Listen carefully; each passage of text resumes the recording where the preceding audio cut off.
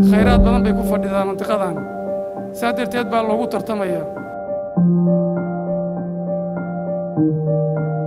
wixii dhex maray Oromada iyo Soomaalida iyo arrimaha dhulka iyo jugraafiga khuseeya iyo dhul balaarsiga iyo maxaan ku raacay ahdaafta qarsoon Ethiopia markii saanadkay ugu dayanaysa marka anakayna raacayso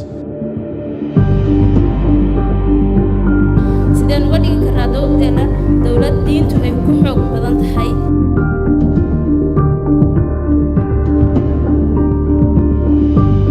boqol iyo 14 quraanka aqaan yaa ka akhrisanay soddon sano magdhowdeed markayna siisay kadib baan Ethiopia la heshin karaynaa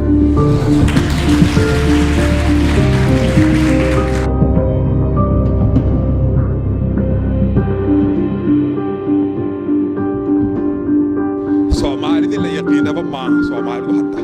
waa Soomaali cabsanayso Ethiopia ka baqaysa